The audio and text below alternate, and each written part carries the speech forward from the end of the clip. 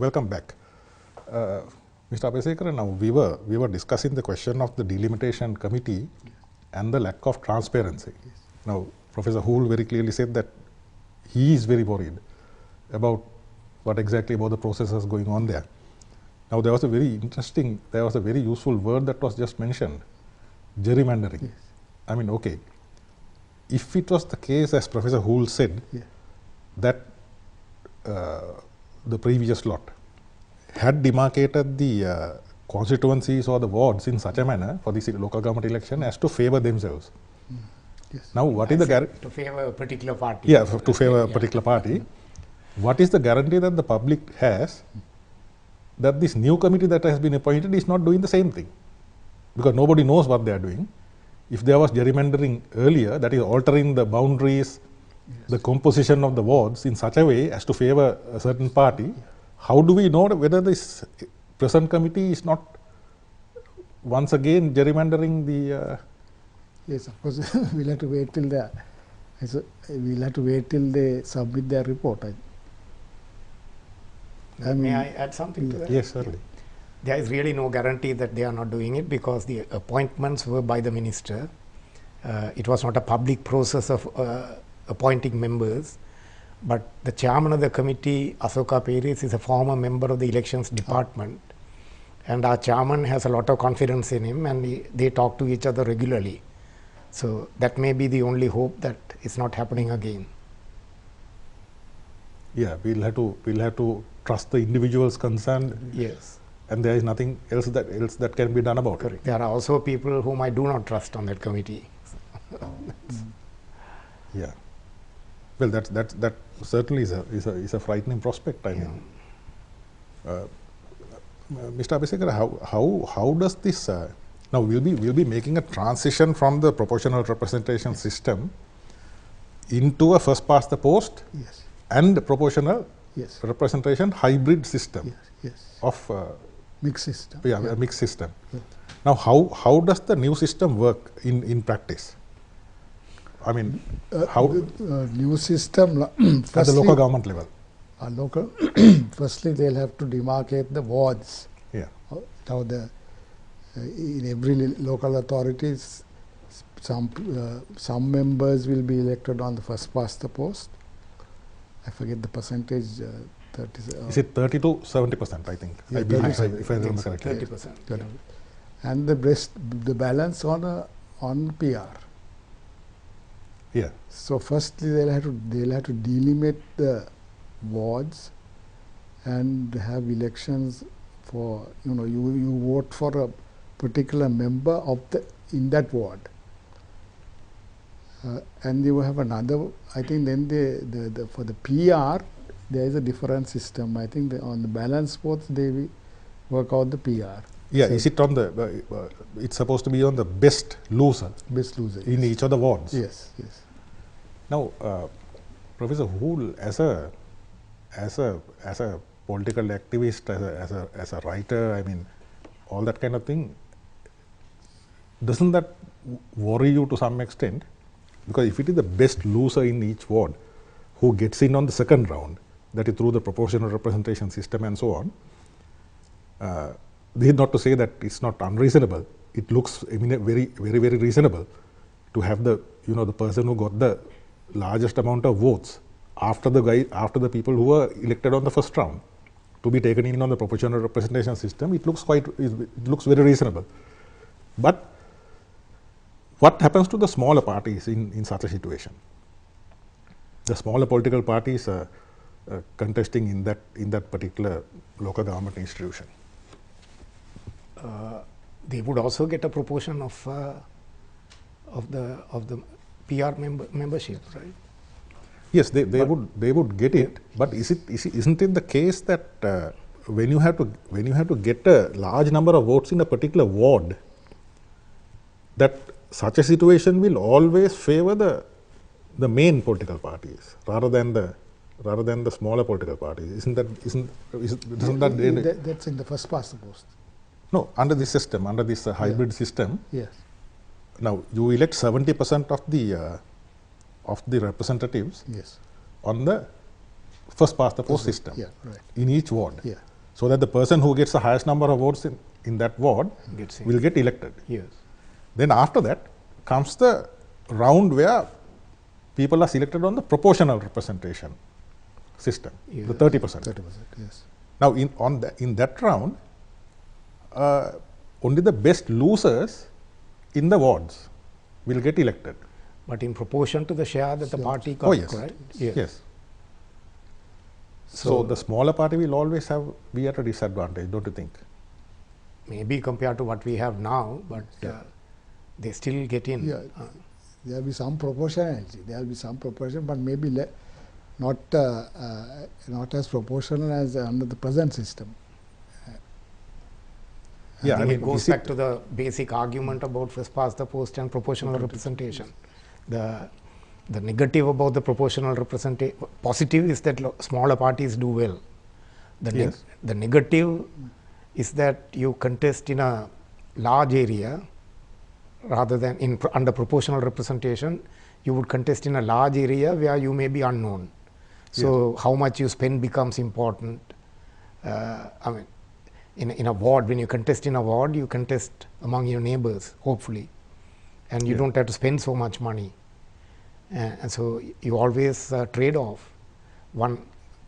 Smaller parties may lose, but the people who are connected to the public get in, and that trade off is reflected in that number, 70-30.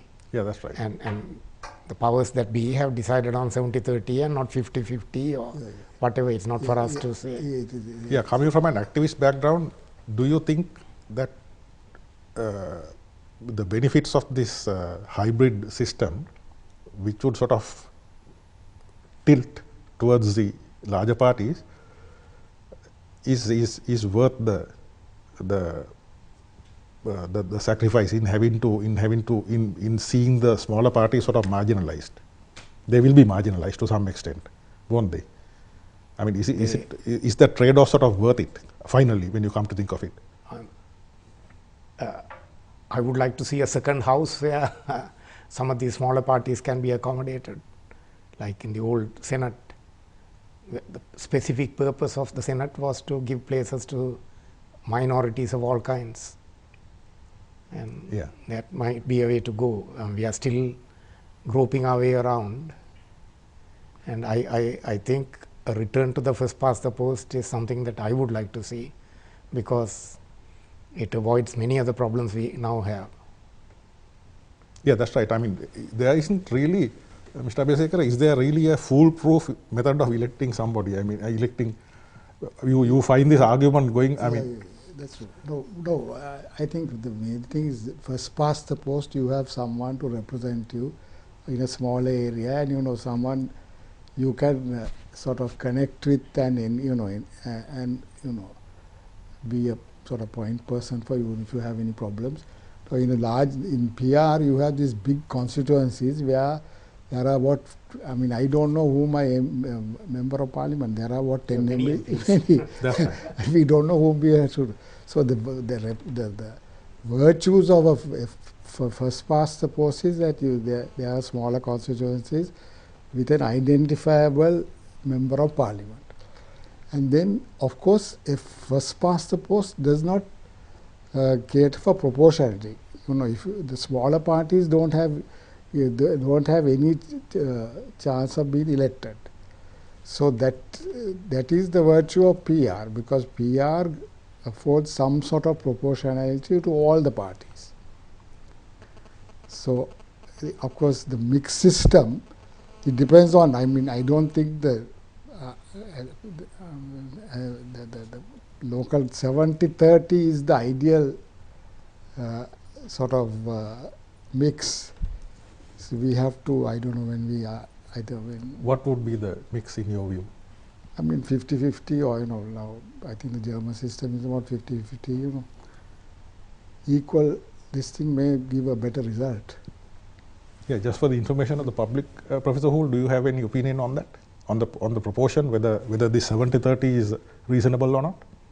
I personally think 70-30 is better than 70-30 is better. Yes, because I tend to favor the first past the post system, where I know my MP and where I can talk to him, and contesting without spending a lot of money Yeah. is a So good that's thing. about Yeah, now when we had the elections last week, both of them expressed certain fears with regard to the amount of money that would be thrown in each of these limited areas.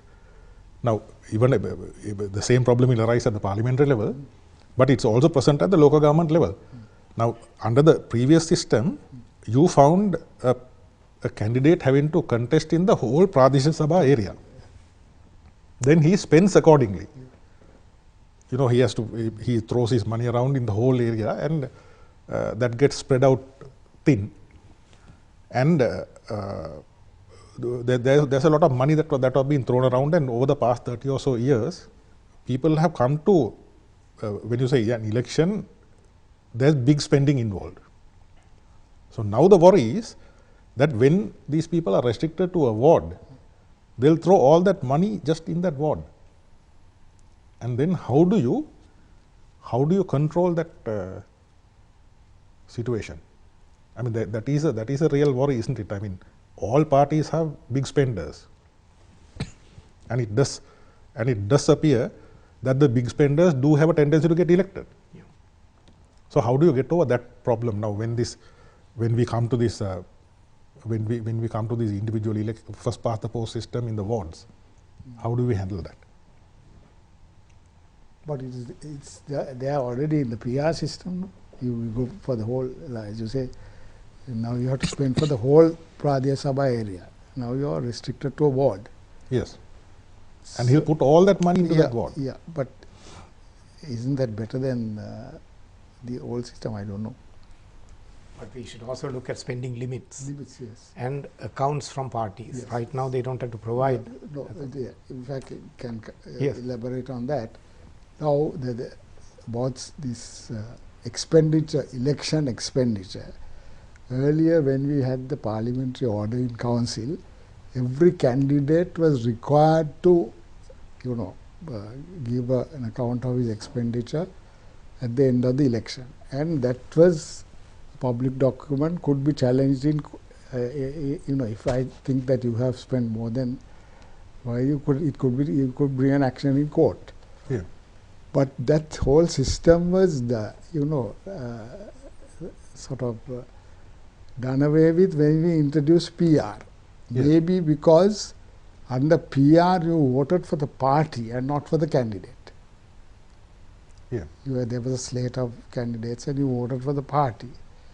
So there was this requirement of the candidate to submit a return of his expenditure was done away. So there is at present no requirement for candidates to submit a record or a sort of a report of their record of their expenditure on the election. So, Yeah, Professor Hool, isn't it? Don't you think it's a little dangerous to go into an election without any spending limits, and nobody is even talking about those spending limits? Some people are talking about it, and it is very important to impose spending limits. Yeah, Yes. I think we are trying to propose to the government, the commission, certain amendments to the law requiring candidates to give information about the amount they spend on say advertisements in the media, in public, and all their expenditure for the campaign to this end, which will be a public document and can be challenged by any citizen in a court. And also the amount they get. Amount they get, yes. How they get it, whether they get it as a gift or, But regarding party funds, there is a requirement for the parties all political parties to submit returns of their funds, how they get their funds and all. There is a requirement, but I think that also we have to strengthen, because those reports, I think they have not to be, they are audited by ordinary auditor. They are not sort of auditors, sort of chartered accountants and people like that. So we'll have to introduce some requirement to have proper audited, to submit proper audited records of the expenditure, and also their annual expenditure, how they get their funds and how they spend the funds. Yeah, there wasn't in the case, Professor Houle, that there was sort of anecdotal evidence, even in the past, that where extraordinarily wealthy candidates did try to bribe the entire electorate. I mean, those days, we have heard of bottles of arak being distributed, clothes, all that kind of thing. I mean, even in the so-called good old days. Is that the case? I mean, that this is some abuse. This is an abuse that has always been with us, and perhaps we may never be able to escape from that. Is that the final conclusion that we can arrive at? That is still happening, but I think studies indicate that people vote based on identity first, then on family loyalties to a party, and knowing the candidate and being bribed, all those things come maybe third or fourth place. So the main thing is ethnic identity, and it leads to identity politics, where you bid for votes by promising more to one community than to the others. So that is where I think rules are better in place. Yeah, we'll be taking a short break now. Stay with us.